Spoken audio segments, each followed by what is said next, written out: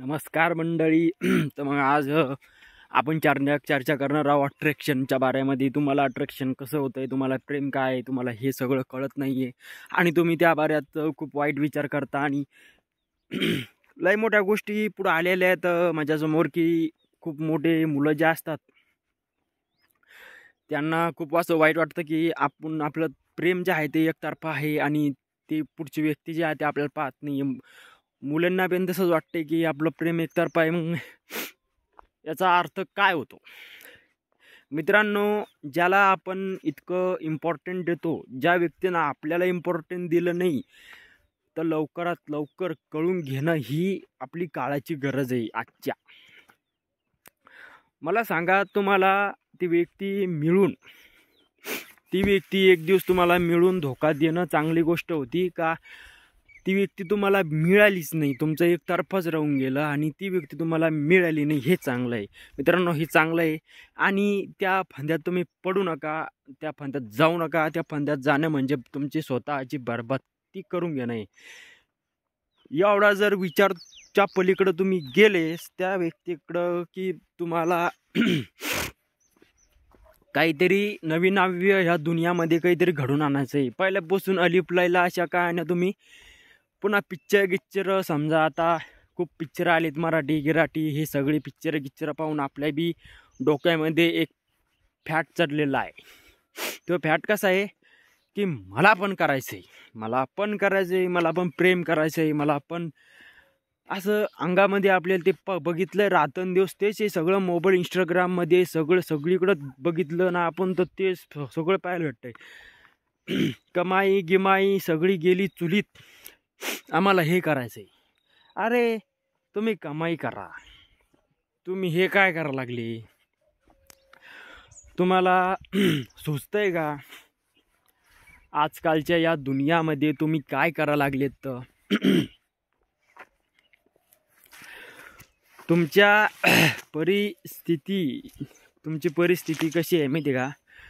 तुमच्या आसपास वातावरण तसं निर्माण झालेलं आहे.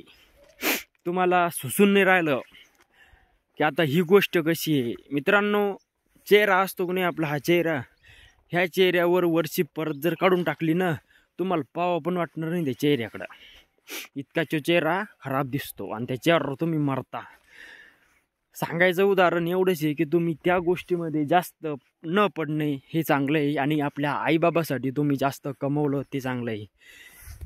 मित्रांनो, मला सांगायचं हेच आहे. आणि याच्यामध्ये बी डबल काहीतरी नवीन नाव्य घडतंय.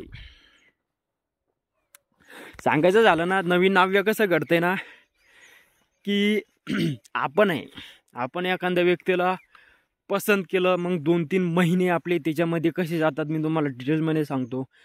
पहिल्यात पहिले ते आपण ती जागा सोडत नाही. जे व्यक्ती असन ते जाणं येणं तर आपलं तिकडं चालूच राहणार आहे. किती दिवस गेले आपले, 2 वर्ष मी तुझ्या रिलेशनशिपमध्ये तुझ्याकडं बघतोय, आज मी तुला प्रपोज करतोय. ती नाही म्हणली, गेले 2 वर्ष वाया आपले. जाऊ दे तिकडं, ती गेली ना, मग तिच्यापेक्षा भारी पटवून दाखवू. जाऊ दे तिकडं, तिच्यापेक्षा भारी पटवून दाखवू. अरे एक नोकरी जर आपल्याला लागली नाही, आपण जर एकामध्ये अनसक्सेसफुल झालो, तर जाऊ दे तिकडं बाप्पा, याच्यासाठी आपण बनेल नाही. मस्त रोजाना जाऊ, मस्त महिन्यानं राहू कोणाच्या हाताखाली, याच्यातले मोठं आपलं फसलो, हे सोडा. त्याच्या मागं कोण लागत बरं हातपातून? याच्या मागं किती हातपातून लागतात? आजची जी तरुण पिढी आहे, त्या तरुण पिढी सगळं याच्या मागं लागलेले आहे. सगळे नाही भेटली ना, फाशी घ्यायला जातील, एंड्रेस पेतील, खूप दुःख, 2-3 वर्ष डिप्रेशनमध्ये जातील. पण कामयाबी जर नाही भेटली तर तिथं नाही जाणार डिप्रेशनमध्ये, तिथं नाही होणार त्यांना काही असं दुःखाचं वातावरण त्यांच्या मनात नाही पसरणार, तिथं नाही होणार त्यांना काही. सांगायचं जर झालं ना तर सगळं करतील पण कामयाब व्हायसाठी काही करणार नाही. कामयाब मित्रांनो, तुम्हाला उदाहरण सांगतो. आपल्याला अचिव्हमेंट करायची कोणासाठी करायची आहे? आपण समजा उदाहरण तुम्हाला एक सोप्या गोष्टीने सांगतो. तुम्ही जर का समजा झाडाचे बोरं वेचले, किती बोरं असतात तुम्हाला माहिती आहे की तुम्ही लगेच इमॅजिनेशन करसान डोक्यामध्ये की आपल्याला काहीतरी बिझनेस करायचा आणि कसा करायचा. आता बिझनेस करायचा आणि कसा करायचा आहे.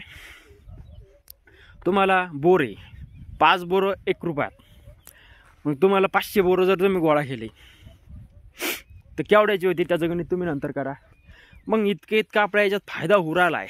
1 रुपयात 5 बोरं आपण देऊ राहिलो तर मग आता तुम्ही 500-1000 बोरं तो याच्यात येचाल तर मग तुम्हाला 500-600 रुपये रोज पडतो त्या ठिकाणी. पण तुम्ही ते बोरं तुमच्या गावामध्ये पहिल्यांदा चालू करसान, विकणं चालू करसान.